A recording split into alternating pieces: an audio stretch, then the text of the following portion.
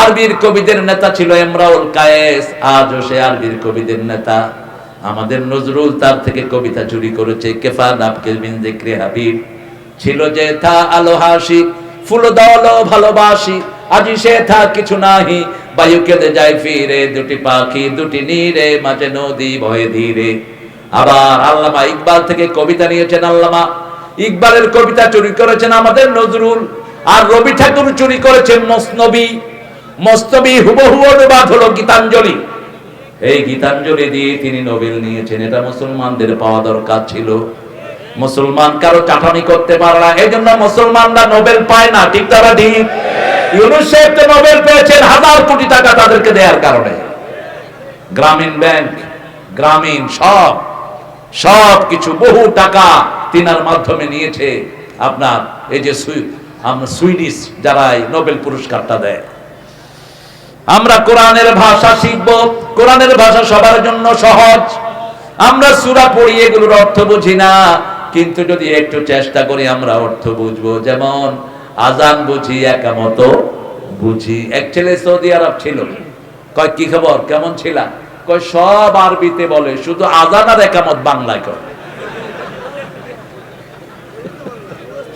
কারণ এটা বুঝলো সে, এই জন্য এটাকে বাংলা বলে। ঠিক না ঠিক?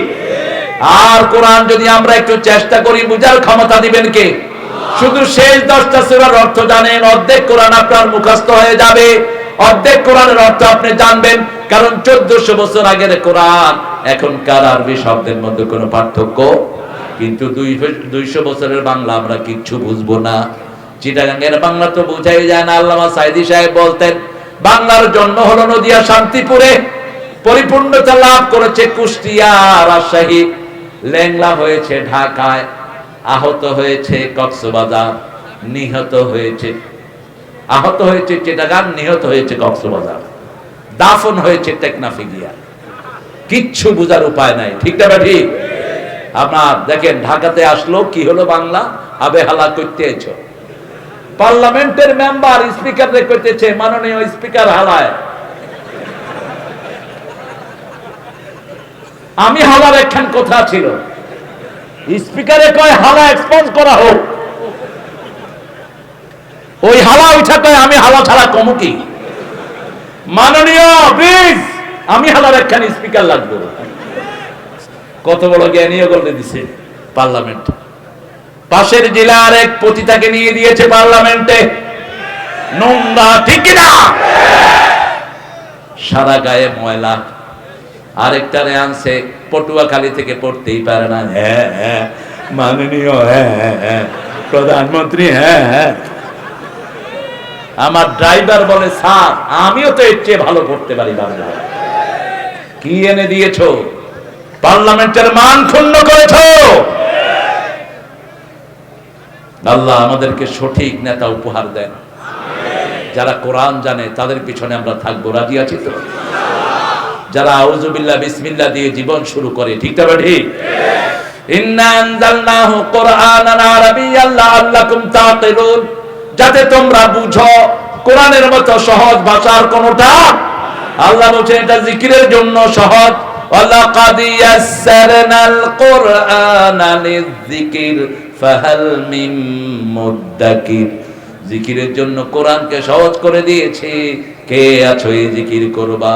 কুল হুয়াল্লাহু আহাদ আল্লাহুস সামাদ লাম ইয়ালিদ ওয়া লাম ইউলাদ ওয়া লাম ইয়াকুল লাহু কুফুয়ান আহাদ। যখনই ব্যথিত হই কাকে ডাকবো?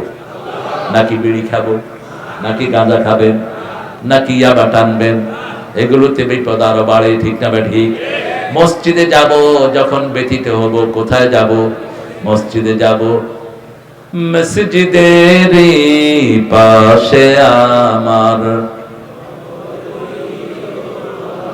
কোন কবি? ঠাকুরের একটা বলেন তো এরকম, রাম ছড়ই রঙ মাটির পথ আমার মন ভোলায় রে। কইবেন আর ঘুমায় পড়বেন, বাস। এমন এমন শিরকি আকীদা ঢুকিয়ে দিয়েছে, বললে ঈমান শেষ। আমার পরানো যাহা চায় তুমি তাই তাই গো, তুমি ছাড়া ত্রিভুবনে মোর কেহ নাই, কিছু নাই গো। এটাকে মুসলমান বানান। আল্লাহর ইচ্ছায় যাহা হয় আমি তাই তাই গো, আল্লাহ ছাড়া ত্রিভুবনে মোর কেহ নাই, কিছু নাই গো, আল্লাহর ইচ্ছায় যাহা হয়। ঠিক কিনা? একজনের ইচ্ছায় আমরা চলি, তিনি কে? আমা তাশাউনা ইল্লা আইয়াশা আল্লাহু রাব্বুল আলামিন। তোমরা যা চাও তা হবে না, কে? কারটা হবে? কারটা? লা তাকুলান্না ইন্নী ফাইলুন যালিকা গাদা। কোশ্চিন কালেও বলবা না এটা আমি অবশ্যই আগামী দিন করব। লা তাকুলান্না, লামে তাকিদ নুনে সকিলা, কোশ্চিন কালেও যেন আমরা এটা না বলি। একজনের ইচ্ছায় হবে, তিনি কে? ইনশাআল্লাহ, ইনশাআল্লাহ, মাশাআল্লাহ, আলহামদুলিল্লাহ। ঠিক না ঠিক? কথার শুরুতে কার নাম? আল্লাহর নাম। আল্লাহ আমাদেরকে বলার তৌফিক দান করেন। আল্লাহর নাম বলি দেখে আল্লাহ আমাদেরকে সাহায্য করেছেন। ঠিক না ঠিক?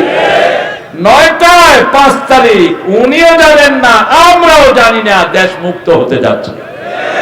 একটা লোক কি জানলে 12 পদের খানা তৈরি করে? ঠিক 9টায় 4 বাহিনীর প্রধান এসে হাজির।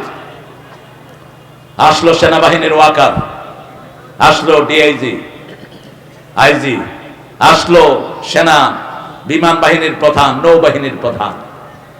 ওয়াকার ঢুকতেই হাসিনা গণভবনের 40 জন রয়ের সদস্যকে বলছে বন্দুক লোড করো। তাদের হাতে ছোট্ট ছোট্ট অত্যন্ত পাওয়ারফুল পিস্তল, তারা লোড করে ওয়াকারের মাথায় ধরেছে, 4 বাহিনীর মাথায় ধরেছে। কারণ তিনাকে ওটার ভিতরে পাহারা দিত সব ওই পাড়ের সৈন্য, আমাদের কাউকে তিনি বিশ্বাস করতেন না। বলছে ওয়াকার তোকে কি দেয় নেই, তুই গুলি চালালি না কেন? ওয়াকার বলছে আমার কাছে এত গুলি নাই, যতগুলো আমি এদের মুখে চালাবো। বলছে এখন তোর মাথা চূর্ণ করে দেওয়া হবে। বলছে ম্যাডাম আমার মাথা চূর্ণ করলে আপনারটাও ঠিক থাকবে না, আমার বাহিনী আমার সাথে আছে। ঠিক না ঠিক? সেলিউট জানাই ওয়াকার তোমাকে, তোমার সাথে সৈন্যদেরকে। আইজি কে বলল তোমার খবর কি? কয় ম্যাডাম কি করব, একজনকে গুলি করলে 100 জন বুকের বুতাম খুলে দেয়। আল্লাহ বলছেন ইন্নাকুন ইশরুনা সাবিরুনা ইয়াগলিবু মিয়াতাইন, তোমরা যদি 20 জন ধৈর্যশীল মুমিন হও, আল্লাহ 100 জনের উপর তোমাদেরকে বিজয় দান করে দিবে। ঠিক না ঠিক? 200 জনের উপরে বিজয় দান করবেন কে? আমরা 20 জন আসতাম, পুলিশে দেখতো 200 জন। কয়শো? 200। যেদিকে তাকায় শুধু মানুষ আর মানুষ। এজন্য সব মানুষ আমাদের বন্ধু। আমাদের কি বন্ধু? চোরগুলো এখন আর জায়গায় নাই। আমরা যেন ঐক্য নষ্ট না করি। শওকত ভাই, ঐক্য নষ্টের জন্য ওরা ভিতরে ভিতরে ঢুকে কাজ করতেছে, আমাদের মধ্যে লাগানোর চেষ্টা করতেছে। আমরা যদি ফেল করি এমন বিপদ আসবে যেটার মোকাবেলা আর কোনোদিন করা যাবে না। আমরা কোনোদিন এই অ্যাক্সেস তাদেরকে দেব না।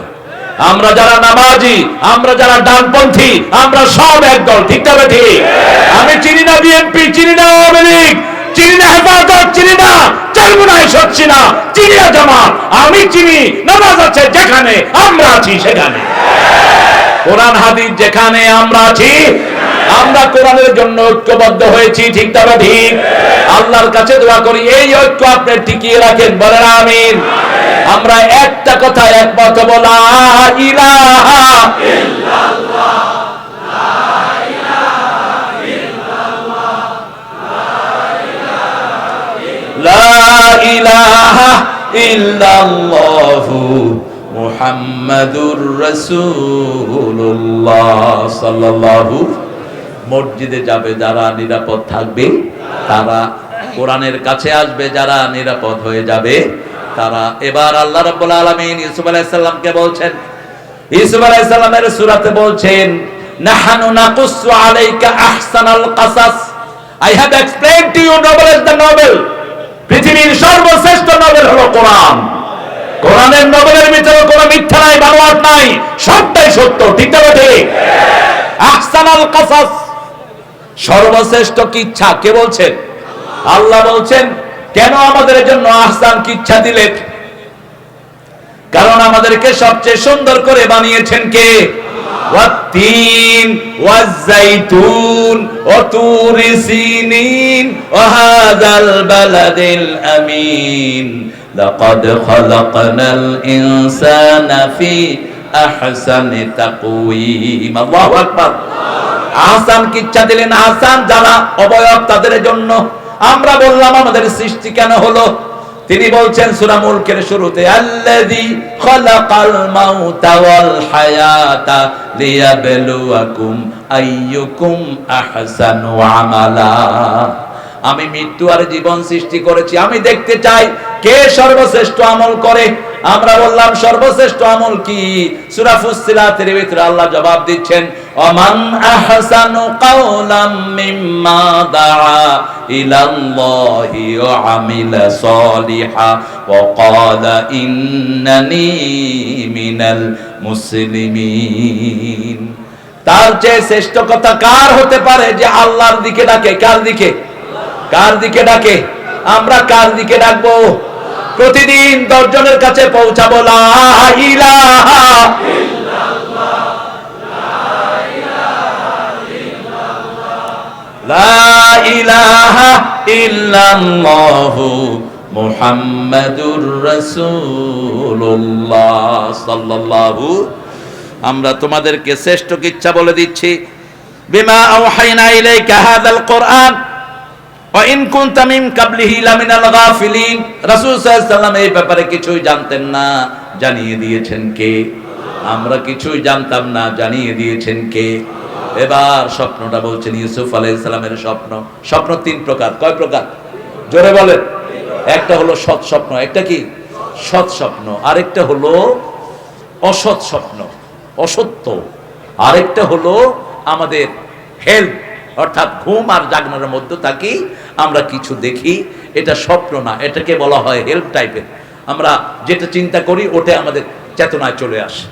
যেমন যেটা সত্য স্বপ্ন, রাসূল বলছেন এটা হলো নবুয়তের 46 ভাগের 1 ভাগ, রুয়াতুস সালেহা। এই সত্য স্বপ্ন দিয়ে মানুষকে কন্ট্রোল করবেন কে? স্বপ্ন যার কাছে বলবেন তিনি যা বলবে তাই উত্তর হয়ে যাবে। এজন্য যার তার কাছে স্বপ্ন বলা জায়েজ। আল্লাহ রাব্বুল আলামিন বলছেন, ইয ক্বালা ইউসুফু লিআবিহি ইয়া আবাতি ইন্নী আরা ফিল মানাম। ইয ক্বালা ইউসুফু লিআবিহি ইয়া আবাতি ইন্নী রাআইতু আহাদা আশারা কাওকাবাও ওয়াশ-শামসা ওয়াল কামারা রাআইতুহুম লি সাজিদিন। কষ্ট হচ্ছে আপনাদের? হ্যাঁ, কি হচ্ছে? সারা রাত? আপনার সারা রাত থাকেন, আমি একটু পরে চলে যাবো ইনশাআল্লাহ। আপনারা তো হুজুরেরও নামাজ কাজা করবেন দিতে। বেশি রাত হয়ে গেছে, আমাকে ওই মন্ডল গ্রুপের ওখানে ঢুকিয়ে ফেলেছিল, সেজন্য আমার আরো কিছু লেট হয়েছে। সোজা এখানে নিয়ে আসলে ভালো হতো।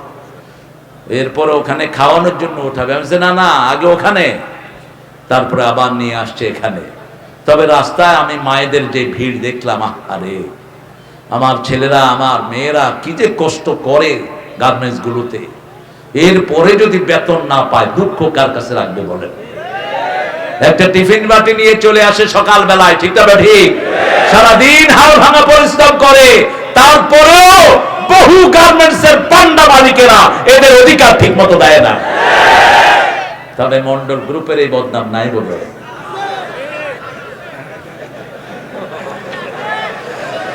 এই বদনাম থাকলে এত সুন্দর অনুষ্ঠান করতে পারতো না, ঠিক না বাড়ি? প্রত্যেক শ্রমিককে আল্লাহ তুমি বরকত দান করে দাও। আমার নবী শ্রমিক